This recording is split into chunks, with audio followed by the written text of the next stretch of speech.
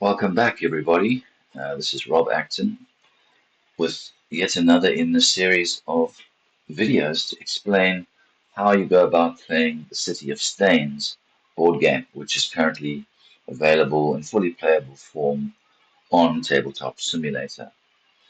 In this video, which is the second in the series, I'm going to be talking about the board, what's on the board, how you interact with it, and the other components for the game. A sort of component list as well as an explanation of what it is you're seeing on the board itself, just to give you some kind of orientation. So I'm going to open up Tabletop Simulator and you'll be able to see. And once again, I'm going to focus in on the center of the board. In the last video, I explained how the city itself is divided into 9 quarters or separate areas, some of them divided by walls, others by natural phenomena. And in this case, I'm looking at one of the quarters known as the Warren, which is very central in the city. And as you can see in the on the map or the board itself, the Warren is described, the name of the quarter is included, the icon representing that quarter, which is the small rabbit token, and then the quarter is numbered for purposes which we'll get to later. The Warren is quarter number 4, and above that you will find an icon representing building in the city. And in the game, you can place various buildings into the city, and they are a way to generate income for your faction. And the cost of building varies in each of the quarters. When you see a gold coin icon, that represents 5 of the silver coins. So it's effectively 5 coins. And the cost to build in the Warren is 5 coins. Every time you wanted to build a building, that would be the cost to do so. Now, every quarter is a different building cost. Most expensive is the Hill, which is the sort of fancy suburb where the aristocrats live. And the least expensive is Luston, across the river, where it only costs 1 coin to build. Now, those building costs are modified by this part over here, which is a part of the board which indicates a general modifier to the building costs. So certain actions in the game will cause the cost of building to go up and down, and that modifier will be moved on that track, which begins at -2 and moves to +3. Although at the start of the game, where the dice is here is 0, that's where it will begin. So every time you wanted to build, say in the Warren, you would pay the base cost plus the modifier in coins in order to do so. Also on the board, you see, as I said in the previous video, at the beginning of every game, regardless of player count, there are 7 civilian influence tokens in each quarter. And these represent the unaligned civilians of the city who are, at this point of the game, not affiliated to any one faction. That's the sort of central play area, and that's the area in which you will place influence. Your leaders will move about, uh, and most of the play action will take place on the city map itself.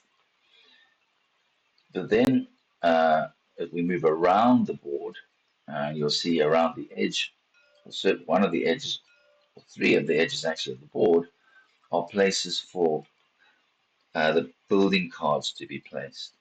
Now, those building cards will be placed there when buildings are placed into the city. At the beginning of the game, each faction will begin with 1 building, but as the game progresses, more buildings can be built. And as you can see, there are a finite number of these spaces, starting in the top right and moving down to the bottom left. The building cards are here in a building card deck. There are 42 plus the 6, which represent each individual faction's starting building. Sticking to the main board, if you look over here, you'll see the area in which the various factions track how many quarters they currently control, which is an important element of winning the game. Now, there's 1 square token for each of the factions. Uh, Moving outwards from the inside of the board, you will see up here there is a track which has coins on it, and each of the factions has a token on that track. That indicates the income that will be earned by that faction during the income phase, and certain factions will, or all factions will be able to increase that amount as they go up. In the top left corner, where currently there is a 12-sided die, you will see the contest victory area.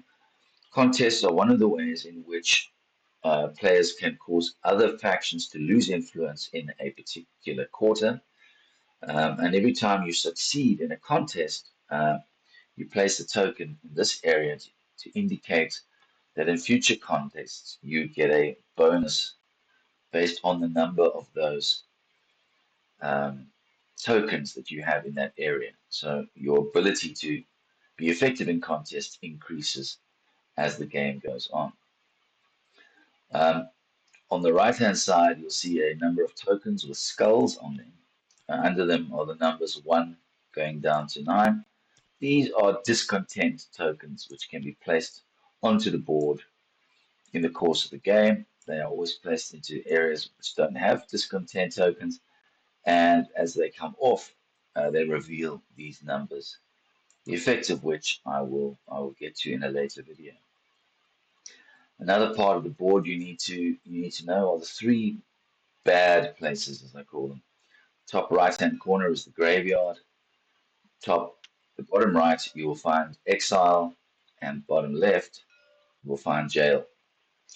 Now, those are places where your leaders can end up in the course of the game. When your leader does end up, you will take one of the tokens representing that particular area, and you will put it on your faction board in respect of that particular leader. Um, the other thing you need to know is that each of these areas is represented by a card which is actually sitting on the board. Um, and indicated on that card in the bottom left are symbols which suggest that when a critical mass is reached, that card will flip over and it will no longer just be exile, it will now be a specific colony, and more importantly, will be a quarter in the game, which counts towards the number you need to control. The critical mass for the turning of each card is equal to leaders. Well, when a number of leaders equal to the player count is in this area, then it will flip over and become a quarter. And the same applies to the graveyard and to jail. Um, so having leaders in those places is a bad thing, but can also ultimately be good. Down the bottom of the board here are just graphics indicating the basic actions that can be performed by any of the factions on their turn, and those basic actions will be explained in more detail in another video. Down here, we have the event deck. At the start of the game, there'll be 10 cards in the event deck, and as those events occur, they will be placed into one of these two positions, depending on the nature of the event in question. Events obviously have a large effect on the circumstances or the conditions under which the players are playing the game. Sticking with the board and going back to the top, up here we have the phase tracker. This is just an icon which moves along through the various phases of the game, and those phases will be explained in a subsequent video. Over here we have the place in which the so-called decree cards are placed. Decree cards are laws passed by the Crown faction, or in some occasions by other factions, but generally by the Crown faction, and once passed, are placed face up in this location to remind people of what the current law in place is. Over here, we have the government posture dial. There are four possible postures, generally controlled by the Crown faction, each one becoming more autocratic and they change the conditions of the game. The crown icon currently is sitting in the start position, which is called council, but it can move.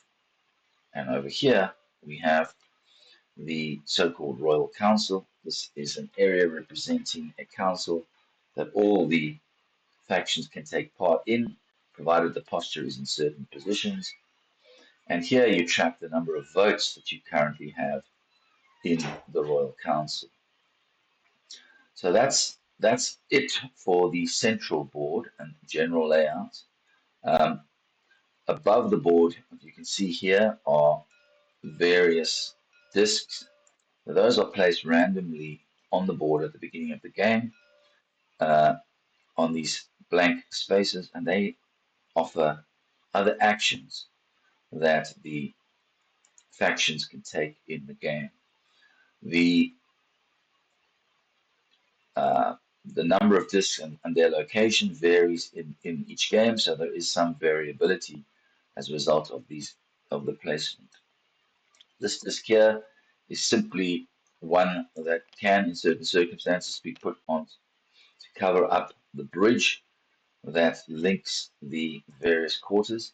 You'll note from all the quarters that there are beige arrows, double-sided arrows, indicating which quarters are adjacent to others.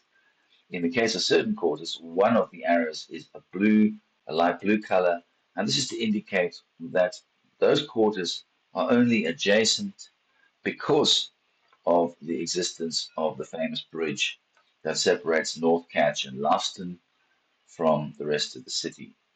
If an event known as floods were to occur, one of the effects is that this token is placed on top to indicate the bridge is now no longer intact, and those two quarters are no longer adjacent to the rest of the city. We have up here a first player token, another token specific to an event. These are tokens that can be placed on certain uh, basic actions to prevent them being taken. We have models of various buildings which can be placed into the city. Up here, we have a bag containing a series of tokens known as exploration tokens. At the beginning of the game, these are shuffled and randomly placed one each in each quarter. Uh, each exploration token has a certain benefit underneath it, and some of them have negative effects.